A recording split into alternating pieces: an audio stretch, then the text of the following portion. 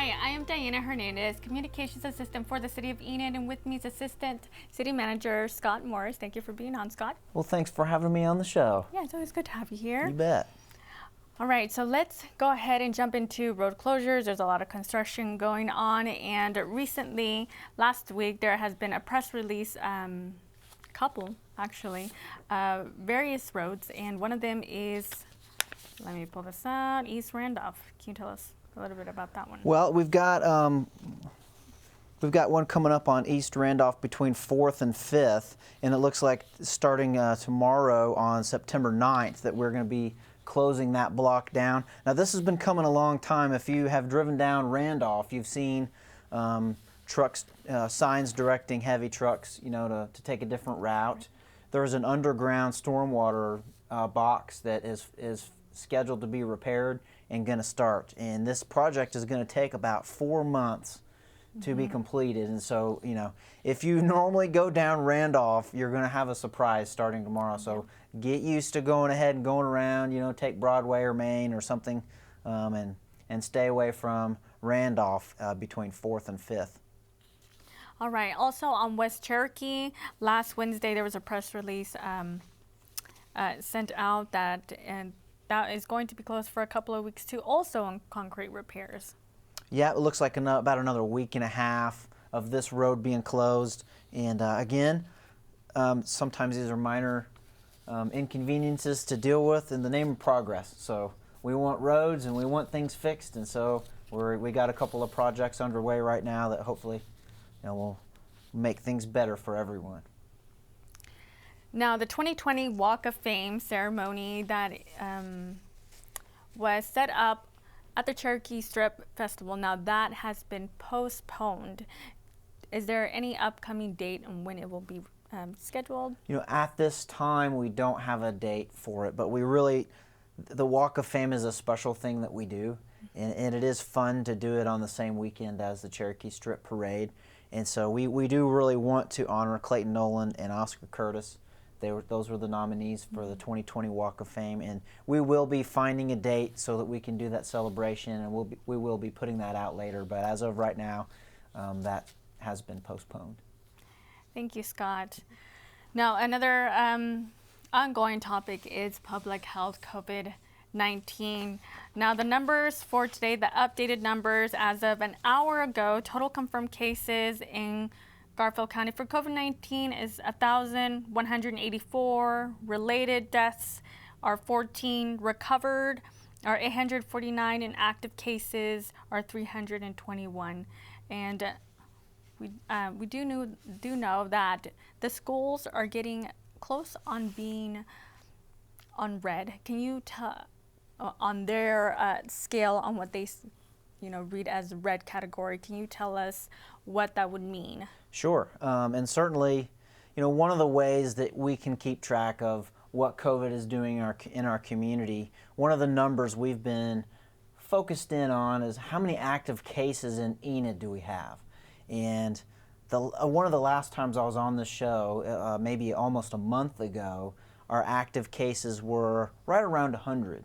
And now we're over 300. And certainly that does present some challenges to our healthcare industry and how many hospital beds are available, what kind of equipment is available, what types of rooms are available. And another thing that people don't talk about as much is what kind of staffing is available to staff whenever the hospitals get into more than 90% full capacity. And so those are all issues that we look at and are dealing with and trying to make decisions based off of. Our school system has been requiring the students to mask, especially in the common areas, and trying to keep the numbers so that kids can go to school. I've got a senior in high school, and I know he certainly does not want to be at home and do online school. He wants to be there. And the Garfield County Health Department has one set of maps that they use, but the school system has another. And their system says that if you get more than an average of 50 new cases per 100,000 on their weekly average, then that puts that county into a red category. And on Friday, Garfield County was 49.15. Right. And so we were right on the edge of being a red county as far as the school system is concerned. And my understanding is once you get over 50, then all of the schools in Enid will be virtual only. They will have to not go to school and have to do it from home virtually. And you know, a lot of the efforts that we want to make in our community is to keep these kids in school, and you know that it impacts a lot of people when children can't go to school, because Absolutely. if you've got two earners for the family income, then now you've got a grade school child that's home. There's daycare, there's what do I do for my work situation, and how do I keep my kindergartner logged onto the computer? There's a lot of issues that come up that we would rather not deal with. And so hopefully we can come together and do what we can to curb and flatten the number of people that are in active cases. And so certainly with Labor Day, you know, there was a 3-day weekend, and there may be a lot more testing going on today than normal. People assuming that some of these places were shut down over the long weekend, and so we'll see what the numbers look like this week. But I would just encourage anyone in Enid that, hey, keep your social distancing. If you feel sick, don't go to work, don't go to school, and you know, all of the businesses that ask for masks, you know, please wear them, and you know, try to do your shopping at times where you can limit your exposure and get your business done and get out. That's right. Now, Our Daily Bread has changed things, and what are the new changes that they're doing? Well, it's interesting. On Friday last week, Our Daily Bread had some exposure to the people that work there, and they are on quarantine. And so we had a big Zoom meeting that Dan Scheidel with United Way set up with a lot of different people in the community, and trying to figure out, all right, there are some patrons who utilize Our Daily Bread a couple times a day for meals, and we don't want to leave those people out. And so we tried to come up with a plan on how do we take care of this situation, because you know, COVID is very fluid. There's always going to be something that's impacted by COVID, and this time it was Our Daily Bread. And so I don't want to miss anyone. So if I missed you, please leave a comment on this website, and we'll fix it for you. But you know, Dan set up the call with United Way. There's Amanda with the Salvation Army set up a meal list to cover all the meals that we would need until they can go back to business as usual. And I'm just really proud to say that our community stepped up to the plate here. And the Salvation Army has their canteen set up over at Our Daily Bread, and so the meals can continue to be served at the same location. And well, I'm just going to try to read through a group of people who have been big in helping out. Central Christian Church, Enid Brewing Company, Faithways, Holy Cross, Salvation Army, United Way, First United Methodist Church, Christian Church of the Covenant, the City of Enid, First Presbyterian, I'm not sure if I said them yet, World Harvest Church, and First Methodist Church. So there's a lot of different people that have stepped up and are trying to make sure that these patrons can continue to be served a few times a day. So good job for everybody for doing that, taking care of each other. I agree, and I also know that there are like a lot of people that are just really going above and beyond. So that list isn't limited to just that. We've seen many people from the very beginning and to now, and individuals who have done work that they've never done before, and juggling different hats. And so it's really neat to see everybody just kind of push forward. On that note, we are going to be pushing some more funding over to CDSA. That's right. And Catholic Charities. The Catholic Charities? Yeah. To help with some more COVID funding for people who need utility help and things like that. Absolutely. So that's gonna be happening. Great. Now, there was Labor Day was yesterday, and it did change a little bit on the polycarts. What were those changes so that individuals that do not know or are not aware that maybe they put out their polycarts yesterday, or if they have questions about the green polycarts, what is that? You bet. Happy Labor Day, everyone. We're a day behind, but yes, if you're used to putting your green carts out on Monday, they did not work on Labor Day. So put your green carts out along with your trash, whatever your regular scheduled trash day was for this week. Put your green carts out, and the solid waste department will be happy to come along and get them both taken care of at the same time. Great. Now, next upcoming commission study session, what is on the agenda?